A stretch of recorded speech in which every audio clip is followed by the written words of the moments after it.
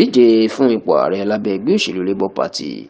ìyẹn ọ̀gbẹ́ni Peter Gregory Obi ó mà ti sọ̀rọ̀ lórí àbùkù ńlá tí gbajúmọ̀ àgbà ilẹ̀ Yorùbá ni tó tún jẹ́ gbajúmọ̀ ọ̀jọ̀gbọ́n ilẹ̀ Yorùbá ìyẹn ọ̀jọ̀gbọ́n Wọlé Ṣóyínká tó sọ sí tó sì tó fi kàn án lábùkù. Peter Obi ti fèsì báyìí o tó sì jẹ́ kó di mímọ̀ pé bàbá ni Wọlé Ṣóyínká jẹ́ fóun, òun kì í sì fún àwọn arúgbó àtàwọn àgbàlagbà tó bá tóun bí lọ́mọ, òun kì í fún wa lésì rárá. Ẹ rántí pé síwájú ètò ìdìbò ààrẹ ọdún tó kọjá Peter Obi ni Wọlé Ṣóyínká náà ṣàtìlẹ́yìn fún, ṣùgbọ́n tó jẹ́ pé Peter Obi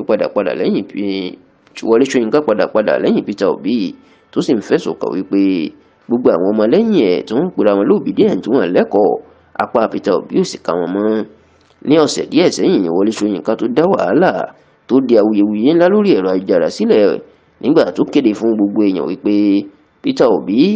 fún àlàáfíà orílẹ̀-èdè yìí kó má wulẹ̀ gbé igbá ìdìbò nínú ètò ìdìbò ọdún 2027 ó nítorí pé Peter Obi ò kújú òṣùwọ̀n tó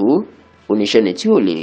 kápá àwọn ọmọlẹ́yìn ẹ̀ tó ń pera wọn lóbìdíẹ̀ tó máa ń yẹ̀yẹ́ tọmọdé tàgbà oníṣẹ́ òun ló fẹ́ kápá gbogbo Nàìjíríà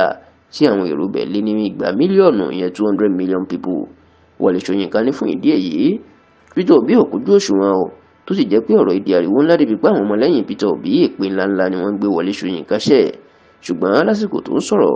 lórí tẹlifíṣàn Arise ní ọ̀sẹ̀ tá a wà yìí ni wọ́n máa bi Peter Obi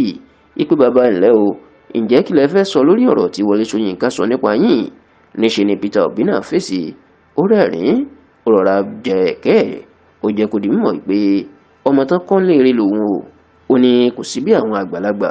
pàápàá àwọn tó bá ti darúgbó tán sì tóun bí lọ́mọ bíi ti Wọlé Ṣóyínká ṣe lè sọ̀rọ̀ burúkú sóhun tó ó lóun ò ní sọ̀rọ̀ rárá ó lóun yóò máa wòran ni nítorí pé ọmọdé ò gbọdọ̀ fún àgbàlagbà lésì ọ̀rọ̀. Kódà Peter Obi jẹ́ kó di mímọ̀ pé àdúrà tóun náà ń gbà ní pé bóun bá lè láǹfààní kóun dàgbà tó àwọn Wọlé Ṣóyínká àtàwọn àgbàlagbà bẹ́ẹ̀ olóhùn náà ò gbàdúrà kọmọlẹ́yìn nǹkan kó máa bú òun tàbí máa fún òun lésì tàbí róhùn fín ó ní téèyàn bá sì fẹ́ gbà èèyàn gbọ́dọ̀ máa ṣe o. Ìdí rèé òun ò lọ́rọ̀ tóun yóò sọ sọ́rọ̀ Wọlé Ṣóyínká ṣùgbọ́n lóun fẹ́ kí Wọlé Ṣóyínká àti gbogbo èèyàn mọ̀ o ipe òun kò kọ́ ẹnikẹ́ni láti máa yẹ̀yẹ́ tàbí sọ̀rọ̀ sẹ́nikẹ́ni.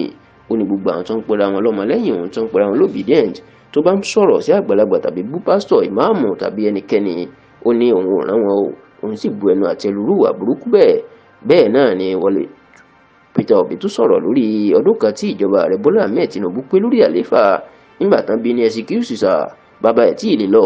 ẹ̀ tó bá wa dáhùn béèrè yìí kí lẹ rí sí ọdún kan ìṣèjọba ààrẹ Bọ́lá Ahmed Tinubu lórí àlééfà. Peter Obi bú sẹ́rìn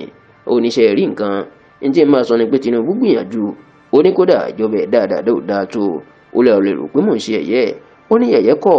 ó ní ìlérí kan tí Tinubu ṣe lásìkò polongo ìdìbò ìní wípé bóun bá di ààrẹ ibi tí ọ̀gá òun ìyẹn ààrẹ àná ajagunfẹ̀yìntì Muhammadu Buhari tó fi iṣẹ́ tì sí ibẹ̀ lòun yóò ti gbé oníbàtà tí Buhari bọ́ sílẹ̀ lòun náà yóò tẹ̀sẹ̀ bọ̀ oníṣẹ́ Tinubu wà múlẹ̀ náà ṣẹ́ báyìí ó ní pẹ̀lú ìnira tó gba gbogbo Nàìjíríà ó ní ṣe bí ìnira ni Buhari fi Nàìjíríà sí ó nínú ìnira náà ni Tinubu náà ṣe tó ń fa Nàìjíríà lọ nítorí pé ó ti ṣèlérí pé ibi tí Buhari bá ṣẹ́ dé lòun yóò ti bẹ̀rẹ̀ ó ní fún ìdí èyí Tinubu ti gbìyànjú lójú tòun o nítorí pé ìlérí tó ṣe ó ti mú ṣẹ báyìí ó ti mú